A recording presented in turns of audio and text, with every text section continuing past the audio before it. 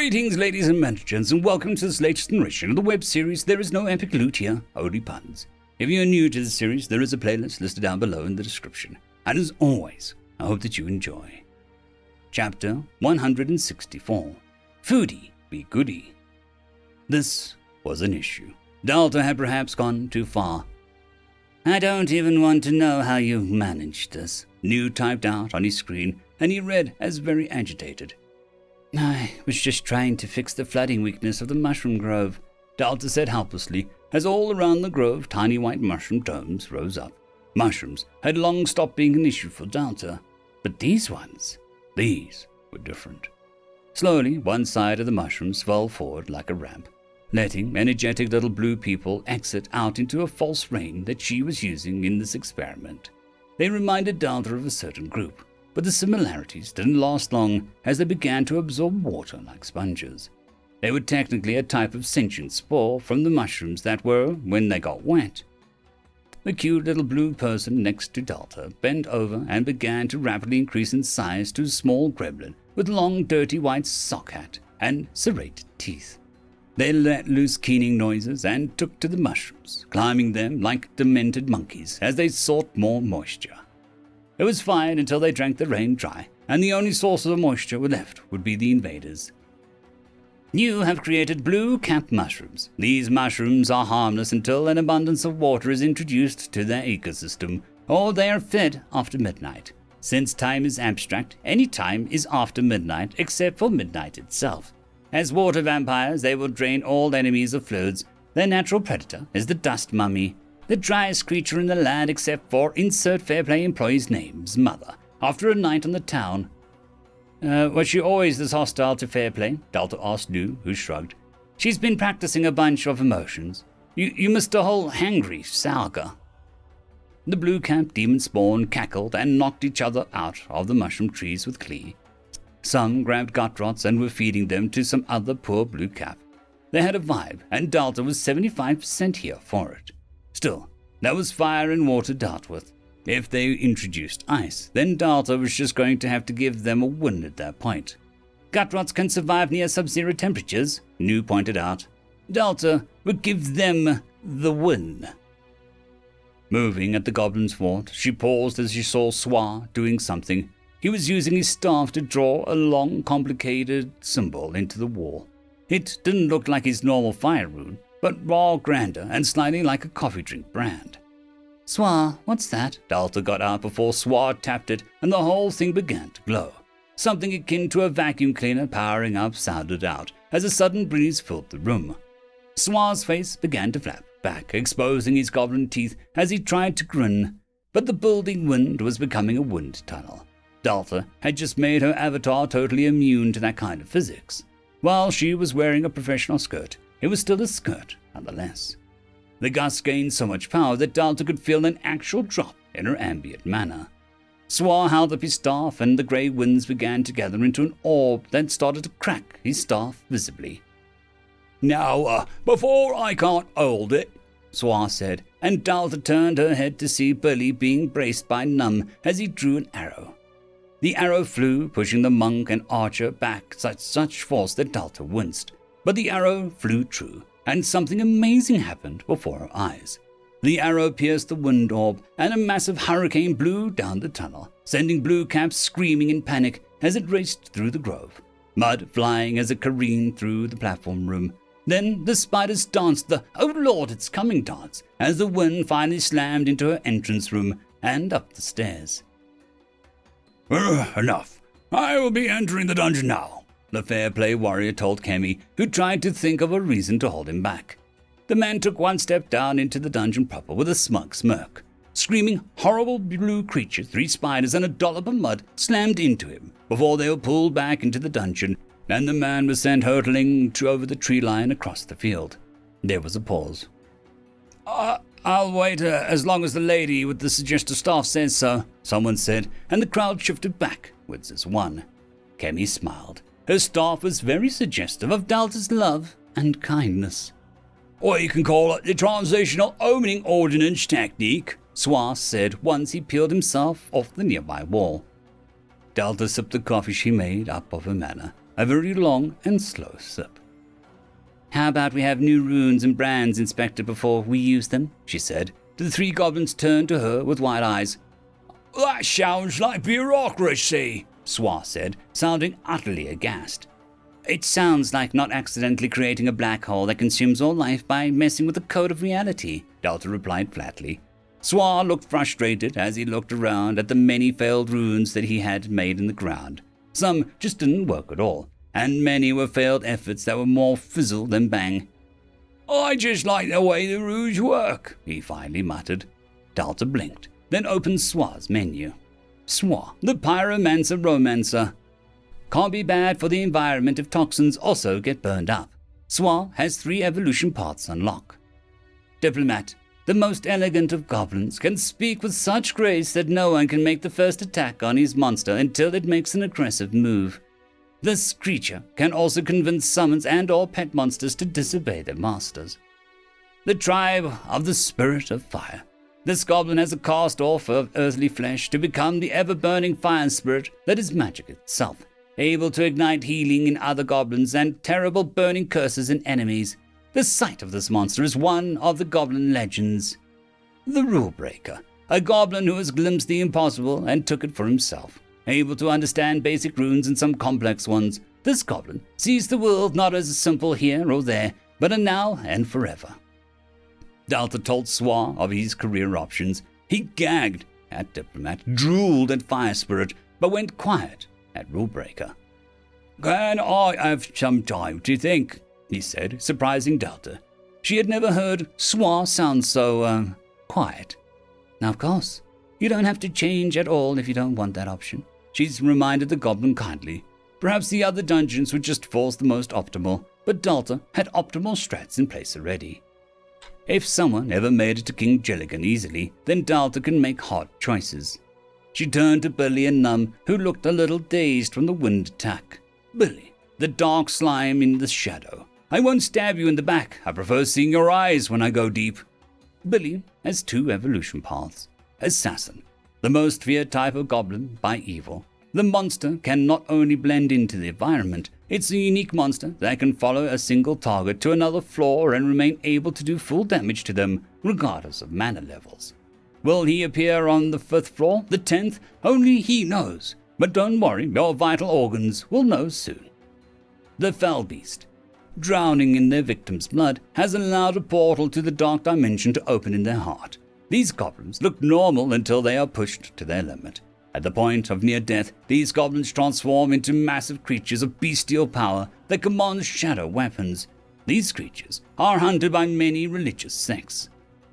Goblins had a lot of evolutionary lines. Delta supposed that they were the punching bag mobs for most stories, so it only made sense that they developed a habit of getting dangerous quickly. "Assassin sounds more fun," Billy said with a pleased smile. Delta nodded and purchased the upgrade and blinked as Billy was cocooned in an orange orb that floated in the air. Billy's evolution will take 2 days, guard the monster well, or be forced to restart the timer. Num poked it, and it floated off to the side with nothing anchoring it. Delta was a little stumped. This hadn't happened before. The more you evolve monsters, the more it takes to get them ready. It's why most dungeons work downwards, not outwards. New floor comes with simply better monsters than most evolved ones, her companion explained as if this was common knowledge. "Most dungeons are dumb. I'm proud of my edgy goblin. He's got a diploma in ass-kicking." Delta crossed her arms, chin held high. "Shame you can't teach him how to be crazy," Lou said dryly. Before they could argue, a new screen appeared. "Would you like to engage in dungeon conquering?" "What does that do, though?" Delta asked, confused. A massive map began to unfold within Delta's dungeon, showing a simplified picture like one of her 3rd floor. 3 symbols were instantly glowing. An orange circle, which she knew to be herself, a castle icon that rested above the golden circle. Slowly, a much smaller dots began to flash, and Delta stared at the various dungeons in proximity. Dungeon conquering is usually a project undertaken where 2 dungeons expand in close proximity and fight over space and resources.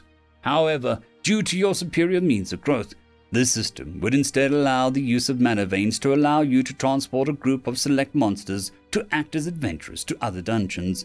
allowing you to educate them as you go while claiming any loot they would normally drop to augment yourself further.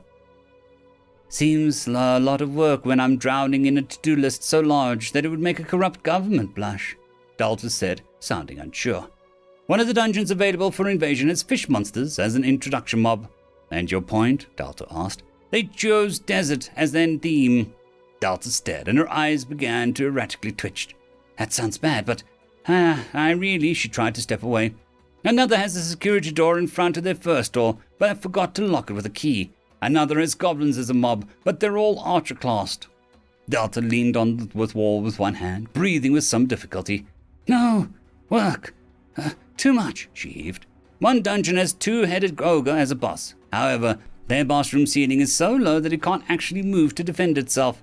All right, I'll consider it. How many of these dungeons need help? Display them as pink circle or something. Dalta waved the box off with a sigh. Roughly 15 are displayed now. These dungeons are within 10 or less floors to their name. That wasn't so bad. Wait, how many dungeons are around in total? Dalta asked, confused by the numbers that she was hearing. The map blinked, and Dalta felt her mouth drop. She expanded the map to show the whole thing as a pink stars blinking into existence. That's a lot of dungeons, she swallowed once. Her own dungeon was in a weird void. Dalta was the most isolated dungeon in the whole map. And, Dalta was a superior dungeon. Of all of these markers. Nu, do you want to handle the rest of the first floor while I try to get a handle on this? She asked her friend, and Nu hummed. I am good at crushing armies or making them, so either one suits me just fine, he reported. Dalta gave him a side-eye, but there was one more thing she wanted to do. Num, stand still. She beamed and opened up his menu. Num, the kind fist. It is not that I want to hurt you, but you make it hard to do otherwise. One possible evolution available. The perfect evolution discovered. Goblin Hero. A fist fighter that oozes justice. The most human-looking goblin of the lot. This fighter can literally punch evil in the face, such as liches, ghosts, and more. When protecting others, this goblin seldom loses. However, an alarming amount of romances do seem to occur around him. Num seemed excited. I have the power, he cried before he was engulfed in an orange orb. Swar sighed. Idiots, he said fondly as he began prodding the two orbs towards Farah's bar and beyond, hiding them under Maestro's loving care. Go be an invasive species to someone else. I'll finish tuning up the storeroom and the bar, Nu said, dismissing Dalta if she was now in his way. Dalta smiled and patted the screen. Make me proud, she beamed, and the screen eyed her. I'm not one of your sad students. I don't seek your approval. He sniffed. Dalta turned, and Nu appeared in front of her. However, when you return to such glory, you will be aghast that you never promoted me to this job in the first place. I do this for me, not for you. Me, not you, he stressed. I am unimportant to your rise as a tyrant of this world. I will now fade into the background and not cause any disasters. She mock saluted. I am glad we understand one another. Don't take too long on your journey. I need someone to handle these fair play imbeciles before long, he said dismissively, and vanished. So, sis, how does this conquering thing work? She asked aloud, and a new screen opened up. Would you like to select a team or use a random team filler, pulling from all floors? Dalta eyed the first button that promised careful selection and optimizing, and other button which was covered in confetti and sparkles and question marks. Dalta stood there long enough that Suave's ruin let out a more gentle breeze, causing dust to kick up around her feet and a tumbleweed to dance past. Well, the random button is more exciting, she argued with no one in particular. She pressed the button and the screen began to glow, shake. It cracked and exploded into 5 tokens, each one golden and shiny. Seasonal legendary pull. Dalta threw her hands up, hyperventilating. Where's the double roll for $20? Give me the deal, she said, looking around the screen for the missing button. Her 5 tokens turned one at a time, and each one made her chuckle, then giggle as the last 2 turned off. Dalta bent over cackling. Team name generate, the good, the ugly, and the wicked. Lord Mushy, Jeb the Troll, Wyan and Bob the Worm, and Jack the Kobold. Sending team and dungeon avatar to the Northwest Crown Archipelago. First dungeon will be the northmost island. Now beginning conquest with a Lumen Wave dungeon. Dalta smiled, then felt herself being yanked into a mana veins of the world with a scream, stuck on a roller coaster with no railings or safety harness. She didn't even have time to explain the mission to her monsters. Wyan was buffing her nails when the flash of light overtook her. In her place was a dull-eyed replica that stared at the door ahead with endless patience. Replica Jack stared at the smut shrine before it and began to pray as it was designed to do. It also began to design bombs every few minutes, as it was programmed to do. Replica Lord Mushy began to place a part on every surface it could, with a lally-o and a how do you do to itself. A bit unlike my Bob, Rail said as the replica Bob floated on the surface of the waterfall pond like a dead trout, occasionally wriggling like live bait. The crabs were having a ball, spinning the body like a log.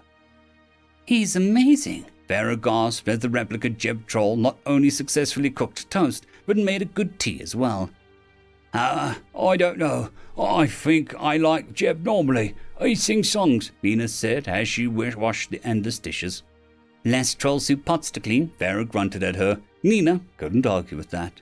Still, the replica reminded her far too easily of her own condition when she was spread too thin. Take a break. Quee can let you back out if you need to go back to town, Farah said as she turned to the tiny helping form near the stove. King Jelligan, you're burning the edges of the eggs, she scolded. The little slime gurgled and fell aside, feeding him an eggshell to cheer him up. Dalta held her hands to her face. I got mana bugs in my eyes, she wailed. Where are we? Jack asked aloud as Lord Mushy greeted everyone with a pleasant smile. I have legs, Wyan said in horror. She moved unsteadily around on something akin to wooden peg legs with little stubby toes. Bob looked around, now the size of a python rather than a massive creature. Hello, I'm here, Jeb jeered. Still his normal size, he looked around and Dalta finally noticed where they were. Oh no, I'm back to mining at night, Dalta whispered, as all around them geodes of what looked like aluminium glittered in the decorated entrance. Said entrance was a massive gaping crack in a wall. Salty-looking water came up to the ankles, and signs of erosion could be seen on some of the geodes. Jeb leaned over and snapped a geode off like Dalta would pluck a berry off a bush. It crumbled in Jeb's hands, barely more than a surface construct. Dalta opened her mouth, but she clenched her head as something began making guttural screeching in her mind. Dalta couldn't quite translate what it was saying, since a lot of it was just making noise for the sake of it. The young dungeon was essentially bellowing, "Food! Intruders! Food!" on a loop. Dalta flicked the connection, and the shrieking cut off abruptly to be replaced by a stunned silence. No, none of that. My name is Dalta. Do you have a name yet? She asked kindly, broadcasting mostly with her manner. The response took a long time. Food? What was Dalta really expecting? Okay, foodie. Again, my name is Dalta. Dalta, she stressed. Dude! Dalta, we have company, Wyan said, sounding annoyed. Dalta looked into the corridor beyond the crack in the wall to see scuttling crabs with geodes of shells. Oh, that looks like a functional monster. Well done, foodie, she praised. Seconds later, Wyan kicked one, and the shell was so eroded that it shattered into pieces, and the monster exploded. Dalta stared in shocked horror. I barely touched it, Wyan whined, hands up to ward off a lecture. About 10 more came scuttling towards them, and Bob slithered forward, rounding them all up in a coiled grip, having to endure feeble smacks and bites to avoid crushing them all. Foodie, these monsters aren't working. They're too soluble, she explained. Food! More! Foodie responded. This was getting her nowhere. If she just had access to its menu. Her manner surged forward, and Dalta felt a whisper of a war cry. It didn't take long to get a feel of everything. 7 floors. It had 7 floors. Dalta fell to her knees. How am I your senpai? She asked, feeling insecure for a moment. The core was found, and it was a greyish color made up of the same metal decorating the entire dungeon. Her mana just sort of bashed past the bosses with alarming ease. A grey screen flickered next to the orange one. Danger, Foodie cried. A flunking Dungeon 101, yes, Dalta said, as she hit no on the consume core option without even needing to think about it. Dungeon, unnamed, theme saltwater metal, floor 7, potency, weak. Dalta just had to pretend that she was grading homework or staying back after class to help the student understand something they clearly were struggling with. Me, Die? Foodie asked, and Delta patted his paw gently. We say not today to that rubbish, she said, and the other call seemed content to accept what fate might come to it. It didn't even try to move its bosses towards her. It didn't even think to try. Let's see if this is Aha! She grinned as a sort of history screen appeared. Foodie's first items that it consumed were displayed on the bottom. Consumption, seawater, aluminium, extreme rust, broken rusty sword, salt crystals, dried. Delta sent a curious pulse to the dungeon and its immediate surroundings. Foodie was located on one of the crowned islands, inside of a tide pool cave where the ocean closed in for hours, protecting Foodie until the tide receded. Likely Foodie didn't plan on that, but just got lucky. Scrolling through the list further, she did notice a sudden intake of more unique materials: leather, glass, paper, furs, and biological substances. Foodie was a discovered dungeon. She sent a mental image of a person to the dungeon, and it didn't recognize the image of a man or woman. Out of sheer effort, it managed to send back an image of something very not human.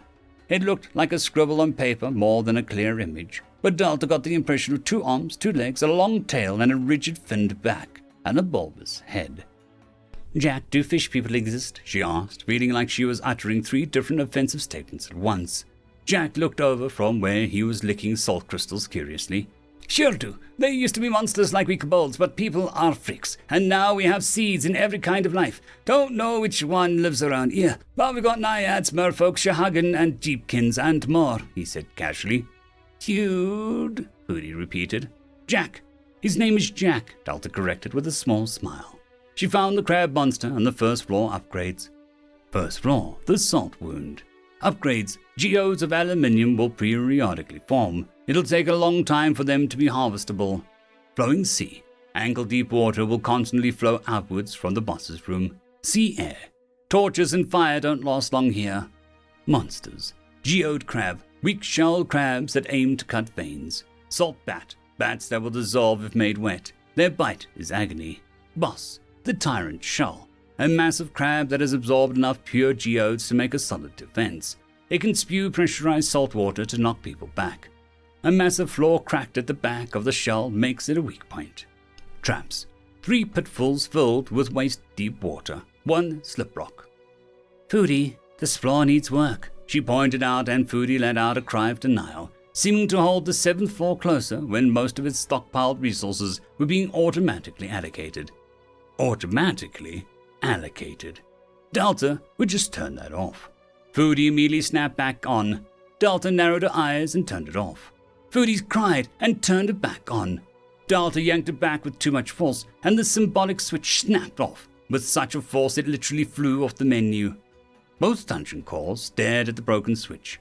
That was when Foodie let out a keening noise like a terrified puppy.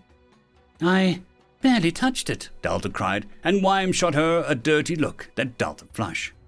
Foodie was now a single constant stream of keening in such panic that it wasn't listening to Delta anymore. What did Delta do when she was panicked? Oh, look, Foodie, a mushroom, Delta said with a smile and held up a gut rot. She wouldn't actually feed it to the dungeon, but a shiny new thing did make it go quiet. Mushroom! Jeb cried with delight. The shaking knocked Delta off her feet, and the mushroom went flying deep into the corridor. 3 seconds passed, and Foodie spoke more clearly than ever had before. Mad food, die, want no more. You get used to them, Delta said distantly, her eyes going faint. Now listen, no more bad food, Foodie whispered. Delta tossed it a tasty mushroom, causing it to shriek in panic until it dissolved. Oh, good dungeons who make better first floors get good mushrooms. Bad dungeons that make bad life choices get bad mushrooms, Delta said, deciding to go with it. New dungeons were between puppies and toddlers. Want more. Good. Shrewd. Delta was not looking forward to the equivalent of a teenager dungeons who was sure they knew better than her. Delta's first mission was to help Foodie adjust one thing at a time, like making its monsters not explode due to its own dungeon theme. Dungeon Network 2.0 now at 1%. Key core Delta is 146% stable. Chance of success above average. Delete old network. Key core silver status unknown. Yes or no. She declined for now. It would cause too much chaos if she deleted the old network just now. Silver. Sister just didn't know what had gone wrong. He had been progressing dungeons to a new level, and his sudden departure had caused tons of new dungeons to begin to decline in efficiency. He was what led Delta to being hastened into place. His madness played a huge part in the corruption of many old dungeons. Without him as a linchpin, code crashed, logic burned, and good cause went insane. Many depended on Silver to speak to each other. Many ended up locked up in their own heads, and Sis was so ashamed she didn't try to help them. Was still, such a stupid child. Brother wanted to end them before it got worse, but Sister held on. She clung to the idea that a solution would be found. Sis hurt so many people, and now she had hurt many more dungeons. Sister looked down at her chair. She never relaxed in it, never allowed herself to recline into its power. She did not deserve it, and as soon as the time came, she would no longer allow herself to be the same room as it. A good throne deserves a better god. Sister looked at many of the screens before her, covered in mushrooms and gibberish. Delta had been one of the good ones, and Sister put all of her love and faith in that woman. She was just so tired of hurting people, and this was her chance to be a hero in a story for once. Just once. She tried to sit closer to the edge of the throne, and a mushroom popped up under her knee, shifting her back. It made her blink. "Excuse me," she said to it apologetically, and tried to shift to one side. The armrests, made of vines and bright red mushrooms, formed, and Sis felt weird having a place to relax her arms. Her joints had been so sore for a few millennia. One of her screens flashed. Delta Network 1.0 supports all. "I'm not depressed," Brother warned the mushrooms as they continued to follow him around the core. "I'm suitably gothic with style," he corrected, and returned to his fishing pole. A tiny mushroom was growing on the tip of his fishing pole. "I shall name you Godbert," Brother announced. End of chapter. I would like to thank the T5 peeps, Cam Maxwell, Casper Arnholtz, Bushmaster 177, Leslie 517, Red Panda 121, Cold War Boomerwaffen, Lightjock, Dragzoon WRE, Lord Azrakul, Severin Cerberus, and Arcadian. Thank you very much.